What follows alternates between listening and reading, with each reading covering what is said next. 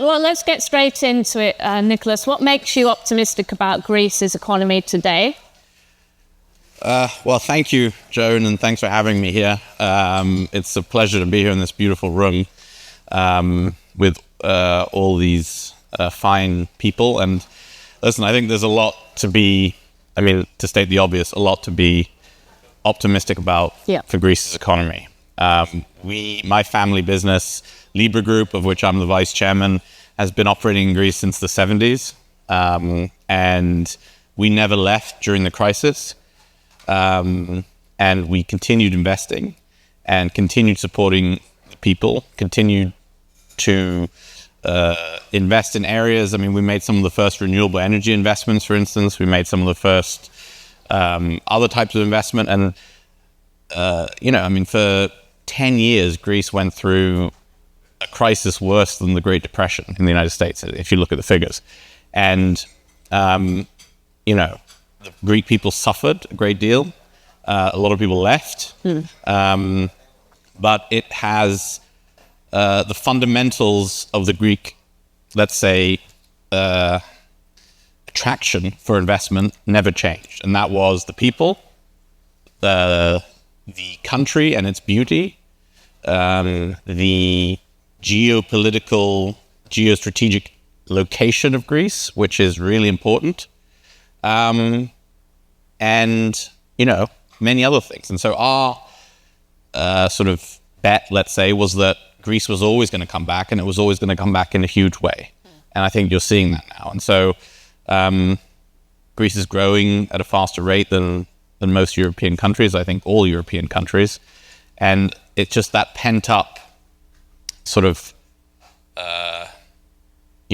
demand that was there, but people were afraid. People in terms of crisis tend to think that the crisis is never going to end. And in booms, they think the boom is never going to end. Neither of those things are true. So we're very optimistic about Greece and so personally happy that the country is recovering in the way that it is. Right. Let's carry on talking about foreign investments a little bit, because historically, Greece has probably, performed in low potential here.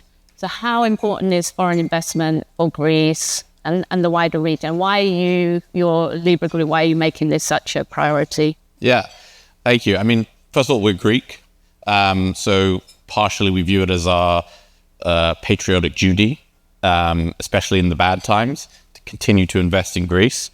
And I think a lot of, let's say the more traditional money managers, more institutional actors are driven by certain sort of, let's say, requirements that Greece didn't have until very recently, investment grade rating, things like that.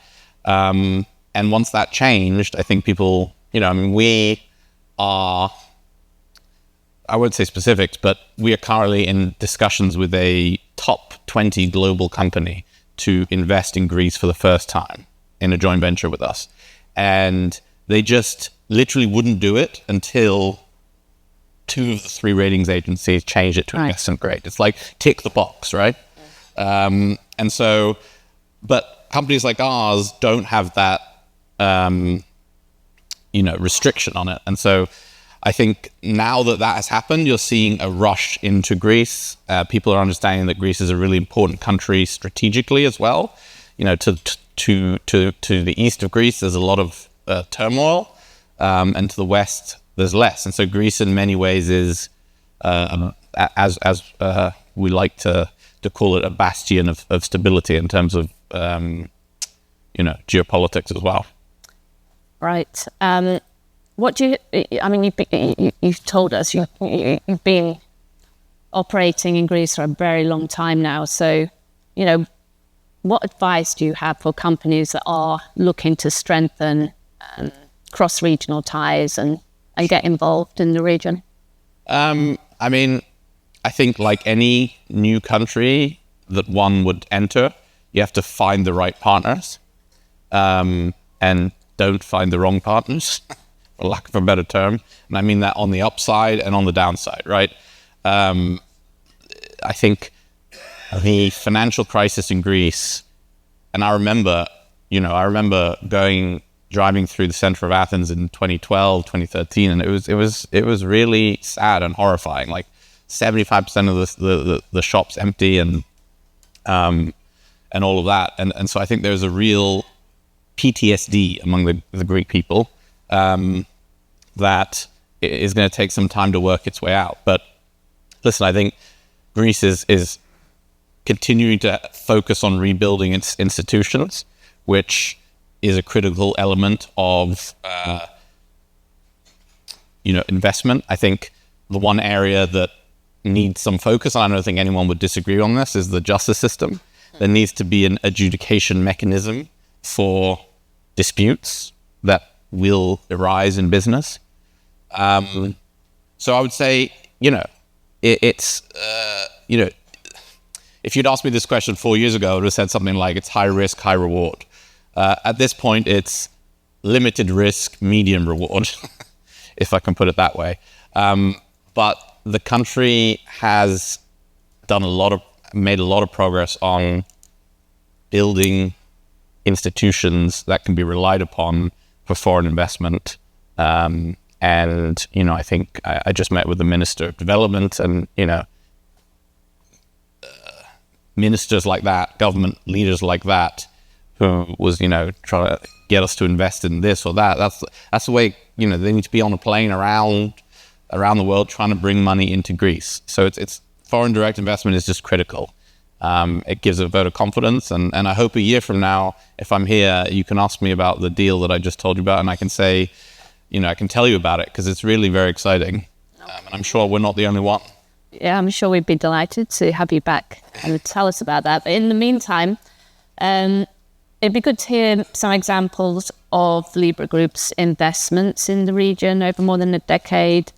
And just your thoughts about progress made in building capacity and opportunities. I mean, obviously your family has a special connection. Libra Group has a special connection to Greece and the wider region. So I'm sure there's lots of good lessons there. There certainly have been a few lessons, yes. I would say, we were one of the first groups to invest in renewable energy in Greece, as I mentioned, in 2012, 2013, and eventually made, investments close to 1.5 billion euros in renewable energy. Have since sold a lot of those. But, back then it was a very nascent industry in the country. And that means, as I said before, it was high risk, high reward. And, I think that industry, the renewables business, has grown into a mature business that is very still attractive, but at much sort of lower rates of return. So, that was a big part of our business in Greece. We obviously are still in the hospitality business. We have about 70 hotels around the country. It's just booming. Greece is booming in terms of hospitality and tourism. I mean, I've forgotten the numbers, but I think it was, it's almost become a year-round destination, right? It's a new record every year. That's what's essentially happening in terms of... People used to start coming in April at the earliest and stop coming in October or November. It's now, I was there in December, this past December, and there were people from all over the world there. So it's, Greece is one of its best, assets is that its brand name in the world is tremendous. Who have you met who doesn't want to go to Greece? I haven't met anyone. And they all want to go, and they all want to, explore everything from the city of Athens, which used to be a city that no one would want to go to, and now is turned into a destination in and of itself, and then want to go to the islands and the mainland areas. So we have a hotel company called Aria Hotels, which, as I said, has about 65 hotels, and we're taking that brand outside of Greece. So it's going to be a Greek hospitality brand, born and bred in Greece and operating around the world. We also have some property in Greece, which has benefited from significant increase in values, and We also run a number of philanthropic initiatives that were created, most of them during the difficult times. One on entrepreneurship, which started out as the Hellenic Entrepreneurship Award. It's given about 6 million euros in funding to entrepreneurs. It's now called Involve, ENVOLVE. And during, I think during the most difficult times of the Greek crisis, what the people of Greece wanted the most is to be believed in. And that's what we tried to do with Involve and our internship program. We recently started an entity called We Lead, WELEAD, which is an organization that helps promote women in tech. And Greece's tech scene is as you know, expanding quite a bit, and we do boot camps and things like that. So, well, that's good to hear. Some of the examples of the philanthropic work, which I know is important for Libra Group. You've mentioned a few of the sectors that you're involved in. You're involved in aerospace as well, energy, hospitality. So how actually do you manage to build synergies across those various sectors that you're involved in? Sure, thanks. I'll give you one example as it relates to Greece. Is that we have a aircraft leasing business called Lease Corporation International, which is actually now the largest owner of helicopters in the world, and it also has commercial jets. And we placed an order for what are called eVTOLs, which stands for electric vertical takeoff and landing vehicles. So they're like electric helicopters that can go about 500 kilometers and carry about 5 passengers. And so what we have announced that we're going to do and going to work very hard to do is build a series of vertiports in Greece, which is just a fancy name for a helipad, I guess, and at Aria Hotels. So hopefully in 3 years, you'll be able to, go to an Aria Hotel in Kimolos, which is a small island.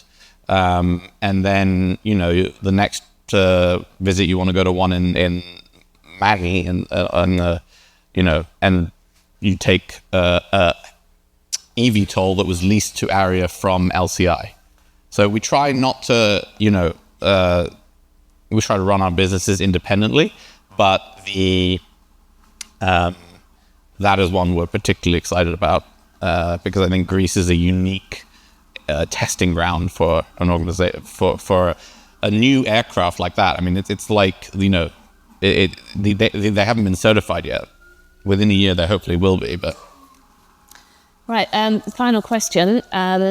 Maybe to talk about some of the challenges, because it's been really good news story so far, and it's also good just to hear from your long experience about some of the particular challenges. I mean, you mentioned still, and there are efforts that have been happening now to improve the justice system and speed up processes and so on. But any other challenges that you would point out? Yes, one comes to mind specifically. I'm sure it's something that a lot of people in this room have heard about, and it's related to a series of transactions that we did with a bank in Greece in 2014, 2015. And I'll try to keep it very succinct about some of the challenges. And we last year at this conference I said we'll have more to say about that matter once it is fully closed. It fully closed a couple of months after that. It was a very challenging situation, and I'll say at the offset that we made our share of mistakes during the ongoing situation in the beginning, but we did not do anything like has been portrayed or had been portrayed before some of the truth started to come out a couple of years ago. In a financial crisis, I would assume that rules and normal order are altered to a certain extent.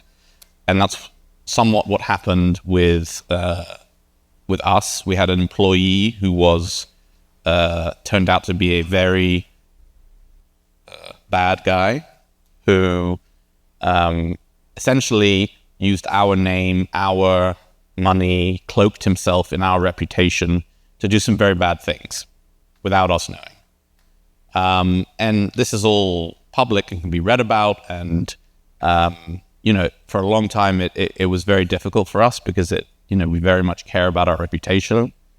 And he went wild. He did a lot of terrible things. And he was fired in mid 2019.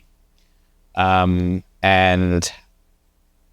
will not say it, but what I will say is diplomatic speak. His actions since he was fired in July 2019, and this is all available on the Google search, can very much prove what we had been saying for a long time. And some of the scandals he's been involved in and what he's done and some of the world events that he has shaped in a negative way by his actions are self-explanatory. But what we want is to put this in the past. It is in the past for us. We want to move forward. We love Greece. We believe in Greece. We are Greek. We love Cyprus as well. We love Israel as well. We love the region. It was just an extremely difficult time for me personally, for my family. And we are nothing but thrilled to be able to move on and to be here and to talk about the positive aspects of what we're doing in Greece, of which there were many. Okay, well, thank you very much. I guess that's the main point at the end of all this, that you're still there and actually increasing your involvement in Greece and the region. So the future is positive. Yes, thank you very much. Well, thank you. That's all we've got time for, I'm afraid, but thank you very much. I appreciate it today.